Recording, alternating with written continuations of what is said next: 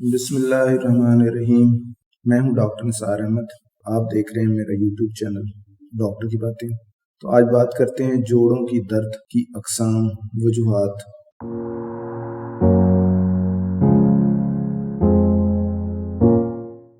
ہر شخص کو کسی نہ کسی عمر میں جوڑوں کی درد سے وابستہ پڑتا ہے۔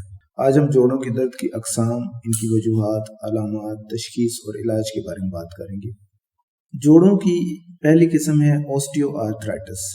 یہ بڑھتی عمر کی بیماری ہے۔ عام طور پہ 55 سال سے زیادہ عمر کا مریض ہوتا ہے جس کے گھٹنوں میں درد ہوتی ہے، اور زیادہ اس میں جوڑ جو ہے وہ گھٹنے کے جوڑ ہی متاثر ہوتے ہیں۔ جوڑ میں درد ہوتی ہے، سوزش ہو سکتی ہے، حرکات محدود ہو جاتی ہیں، اٹھتے بیٹھتے وقت جوڑوں میں سے آواز آتی ہے، آہستہ آہستہ مرض بڑھتی رہتی ہے۔ یہ درد شام کے وقت زیادہ ہوتی ہے، چلنے پھرنے کے بعد، مصروفیات کے بعد زیادہ ہوتی ہے۔ مریض کے لیے گھٹنے کو اکٹھا کر کے جیسے عطیات میں بیٹھنا، باتھ روم میں بیٹھ کر اٹھنا مشکل ہو جاتا ہے۔ تشخیص کے لیے ایکس رے ہی کافی ہے۔ ہسٹری، مریض کی عمر، اور وہ بتاتا ہے کہ میرے گھٹنے میں تکلیف ہے یا دونوں میں تکلیف ہے، کسی ایک میں زیادہ ہے کسی میں کم ہے، اور اس کا ایکس رے کر لیا جاتا ہے، اور اس کے بعد اس کے علاج شروع کر لیا جاتا ہے۔ ایسے مریض کے خون میں یورک ایسڈ کا لیول بالکل نارمل ہوتا ہے، جبکہ گاؤٹ میں یا یورک ایسڈ والی گینٹھیا کی درد میں یورک ایسڈ ریز ہوتا ہے۔ علاج میں پرہیز بتایا جاتا ہے کہ جی آپ عطیات کی شکل میں نہ بیٹھیں، کرسی پہ بیٹھ کے نماز پڑھیں، آپ وزن نہ اٹھائیں، آپ بہت زیادہ نہ چلیں، آپ اپنا وزن کم کریں، آپ باتھ روم میں کمبوڈ استعمال کریں، اس طرح کی ہدایات اور ادویات، یہ علاج ہے اس کا۔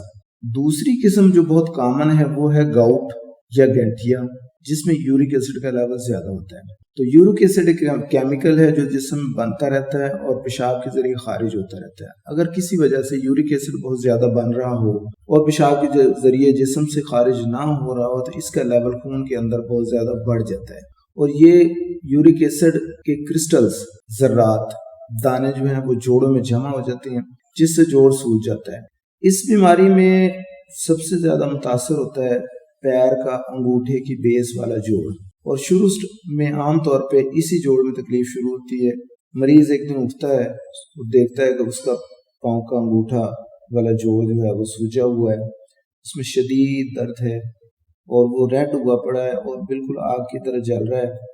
تو یہ سب سے کامن اس کی ایک علامت ہے۔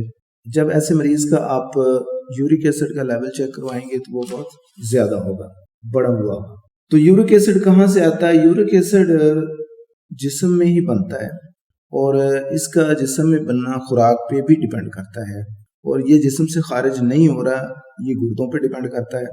یورک ایسڈ کچھ ایسی خوراکیں ہیں جیسے شیل فش، الکوہل، فروکٹوز کا زیادہ استعمال، مطلب مشروبات کے استعمال، کولڈ ڈرنک، کاربونیٹڈ واٹر، اور مصنوعی جو ہیں وہ جوسز ہیں اس کے استعمال سے۔ اور اگر مریض پانی کم پیتا ہے تو اس کی گردوں سے جلدی جلدی خارج نہیں ہوتا اور جسم میں اکٹھا ہوتا رہتا ہے۔ موٹاپا اور ذیابیطس بھی یورک ایسڈ کی زیادتی کا سبب بن سکتے ہیں۔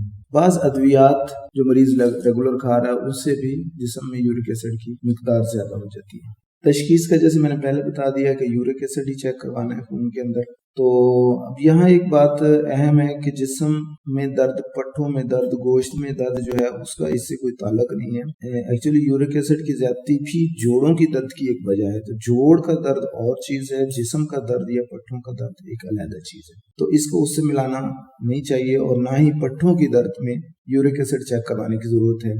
علاج، یورک ایسڈ کی زیادتی کا علاج، یورک ایسڈ کی وجہ سے جوڑوں میں درد کا علاج، درد کی ادویات ہیں جن میں نان سٹیرائڈل اینٹی انفلیمیٹری شامل ہیں، کورٹیکوسٹیرائڈز استعمال ہو سکتے ہیں، اور یورک ایسڈ کو کم کرنے والی ادویات جیسے ایلوپیورینول، اور ایسی ادویات جو جسم سے یورک ایسڈ کو خارج کریں، پروبینیسڈ وغیرہ اس کے علاج میں استعمال ہوتی ہیں۔ خوراک میں تبدیلی ہمیں کرنی پڑے گی کہ سوڈا واٹر، الکوہل کا استعمال کم کر دیں، پانی زیادہ پئیں، اور گوشت کا استعمال بند کریں یا بہت کم کر دیں، خاص طور پہ ریڈ میٹ۔ جوڑوں کی درد کی ایک تیسری بیماری بھی ہے جس کو کہتے ہیں ریومیٹائڈ آرتھرائٹس۔